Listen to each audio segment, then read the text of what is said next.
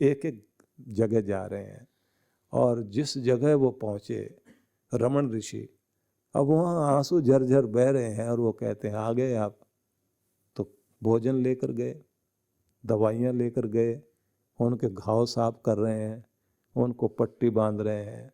और उधर वो जैसे पट्टी बंध गई, दोनों हाथ ऐसे जोड़ गए, ऐसे बोल रहे हैं भगवान आ गए, भगवान आ गए, भगवान आ गए, ऐसे बोल रहे हैं। आप आए आराम मिल गया, आप आए आराम मिल गया। और इस समय जैसे रमण ऋषि उनकी तरफ देख करके आंखें बंद करके आकाश की तरफ हाथ जोड़कर कहते हैं, मेरे प्यारे प्रभु करुणावान दया निधान भगवान, इनके कर्मों को मत देखिए, इन पर अपनी कृपा कीजिए, ये भी आपकी संतान है। और उनको अपने अंदर उजाला महसूस हो और वो प्रकाश वो उनकी तरफ फेंके। और आनंदित होकर जब खड़े रहे और थोड़ी देर ऐसे ध्यान करते करते जैसे बाहर निकलने लगे, तो उनको बोलकर जा रहे, बाबा ठीक हो जाओगे, ठीक हो जाओगे। वो कह रहा है, वो बोल रहा है तुम ठीक हो जाओगे। अब वो पादरी खड़े खड़े देख रहे हैं, पूछ रहे हैं दर्शन हुए? बोले बस ऐसा ही दिल लेकर सेवा करके, सेवा में रस लेकर के देख, मुझे होते हैं तुझे भी होंगे। और उसके बाद उन पादरियों ने कहा कि ज्ञान की सेवा की बातें करने वाले तो बहुत देखे, भगवान को इस तरह से अनुभव करने वाला व्यक्ति देखकर, ये ऋषि देखकर आज हम बहुत गदगद हैं। सेवा का रस जिंदगी में आ जाए साधारण बात नहीं है। और उसके लिए कड़वाहट पीनी पड़ती है। न जाने कितने कितने लोग मूर्ख बताते हैं, बुद्धि खराब है, कहां किस चक्कर में लगा हुआ है आदमी, अपना टाइम खराब कर रहा है। क्या क्या बोलने के लिए लोग खड़े होते हैं और उसके बाद भी, सारी बातें सुनने के बाद भी उसके अंदर रस बना रहे कि हाँ मुझे सेवक बनने का भगवान ने मौका दिया है, अपनी सेवा में स्वीकार किया है, ये मेरा सबसे बड़ा सौभाग्य है। तो कहा दक्षस्य चित्तिम, महान कर्तव्य कर्म करने की दक्षता जीवन में आ जाए और उसमें रस पैदा हो जाए कि प्रभु ये कृपा हम सब पर करो, श्रेष्ठ धन देना और श्रेष्ठ धन के साथ प्यारे परमेश्वर मुझे वो शक्ति दो कि मेरे लिए जो करणीय कर्तव्य हैं उनको रस लेकर के मैं कर सकूं। सुभगत्वम, और सौभाग्य वृद्धि करने वाला ऐश्वर्य दो, ऐसा धन ऐश्वर्य जो मेरा सौभाग्य बढ़ाता रहे। जिनके घरों में ऐसा सौभाग्य वाला ऐश्वर्य है, दिनों दिन आप उनको बढ़ता हुआ तरक्की करते हुए देखते हैं। और जिनके पास ऐसा कुछ होता है तो उनकी एक बड़ी खासियत होती है, भगवान ने दे रखा है तो आगे सेवा करने की भावना, सहयोग करने की भावना होती है। कुछ लोगों को देखा है जो सदा व्रत करते हैं। सदा व्रत उनका होता है जिसमें कहते हैं मेरी तरफ से ये अन्न क्षेत्र मैं बना रहा हूं, कोई भी आए जाए भोजन करके जाए। बड़ी सुंदर भावना है। विवाह संस्कार होता है तो उसमें मधुपर्क हाथ में लेकर के जो है वर 3 बार ऊपर की तरफ छींटे लगाता है। उसका मतलब दाएं बाएं ऐसे छींटे लगाने के बाद भूमि पर लगाया, ऊपर भी लगाया, तो वो छींटे लगाने का मतलब होता है कि मेरे आस पास आगे पीछे कोई भी भूखा हो और मैं गृहस्थ व्यक्ति हूं या गृहस्थ में प्रवेश करने जा रहा हूं, तो मेरा कर्तव्य है कि मैं खाने से पहले आसपास भूखे को खिला सकूं। और यहाँ तक कि एक छींटा ऊपर लगाते हुए बोलता है कि ऊपर से उड़कर कोई पंछी भी मेरे घर की छत से जा रहा हो तो वो भी भूखा ना जाए, भगवान मुझे वो सामर्थ्य दे। इसलिए तो कुंडों में पानी रखने का और अन्न जल अपने छतों पर रखने की व्यवस्था पुराने लोगों ने की हुई थी। घर के बाहर गौ ग्रास, कहीं कोई भी जीव जंतु हमारे आसपास है, सबके लिए हम अपनी तरफ से कोई भेंट दे सकें। और भोजन पका है तो उसमें से भी कुछ छोटा सा भाग मीठा लगाकर, घी लगाकर अग्नि को अर्पित कर सकें, और तब हमारा पवित्र भोजन जो है वो हम खाएं। ये एक भावना, उसे कहा गया है कि पवित्र धन और ऐसा सौभाग्य देने वाला धन कि कमाऊं और खिला करके खाऊं, मांग कर ना खाऊं, हाथ फैला करके ना खाऊं। सोच कर देखिए, भगवान ने जितने भी जीव जंतु बनाए हैं उनकी रीढ़ और आपकी रीढ़ में बहुत अंतर रखा है। आपकी रीढ़ की हड्डी सीधी ऐसे है और उसके ऊपर आपकी गर्दन टिकी हुई है। पशु पक्षी कीट पतंग सब की आड़ी रीढ़ है। गर्दन झुका के खाओ, इसको कहा है इंसान को, गर्दन उठा के खा, अपनी कमाई, अपनी मेहनत, सीधी गर्दन रखकर। जिसने मांगना होता ना, देना साहब देना, गर्दन झुक गई ना, आपके भरोसे हैं साहब, आप कृपा करोगे तो सब, गर्दन झुक गई। और देने वाला सीधी गर्दन है, हाथ ऐसे बढ़ रहा है। तो सीधी गर्दन रख करके खाओ और अपनी मेहनत की कमाई, सौभाग्य बढ़े। आपके पास आया है तो आसपास कोई भी अगर जरूरतमंद है, उसको दे सकने का सामर्थ्य आपके पास अगर है, तो इसी को महान सौभाग्य कहा जाता है कि भगवान मुझे ऐसा सौभाग्य दो कि मुझे देने में कभी जीवन में कमी ना आए। पोषम रयिणाम, पोष पुष्टि, रयिणाम, रई मतलब धन, वो धन दीजिए जिससे मैं फल फूल जाऊं, वो नहीं कि जिससे कुमला जाऊं।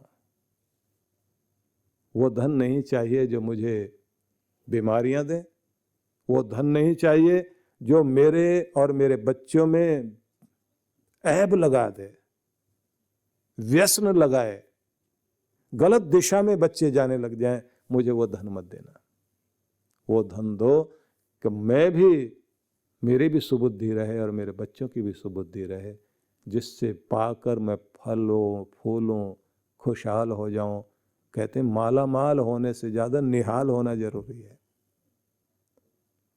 कुछ लोग माला माल होने के बाद भी बेहाल हैं, क्योंकि उनके जीवन में अशांति और दुख और पीड़ा ज्यादा है।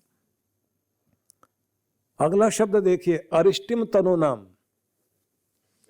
अरिष्टि का अर्थ होता है स्वास्थ्य, निरोगता।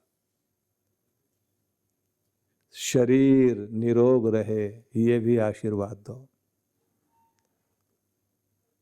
बड़ी बात है ये, इसे सबसे बड़ा ऐश्वर्य माना गया है। अच्छी सेहत आदमी के लिए कहा जाता है ना कि सबसे पहले आरोग्य, उसके बाद सौभाग्य, उसके बाद परम सुख, उसके बाद उसका सुदर्शन व्यक्तित्व, और उसके बाद कहा जाता है उसको सफलताएं, मतलब जीतना, विजय प्राप्त करना, यश प्राप्त करना। और फिर कहते हैं निर्वैर प्रेम संबंध व्यक्ति के हों। तो इसी को आप लोग पाठ करते हैं, देहि सौभाग्यम आरोग्यम, देहि में परमम सुखम, रूपम देहि, जयम देहि, यशो देहि, दिशो जयी। तो अगला शब्द एक और है, स्वादमानम वाचः। स्वादमानम को अर्थ करें तो स्वादमानम मतलब स्वादिष्ट, वाच मतलब वाणी, मेरी वाणी स्वादिष्ट बनाओ। अब ये शब्द बड़ा अद्भुत है।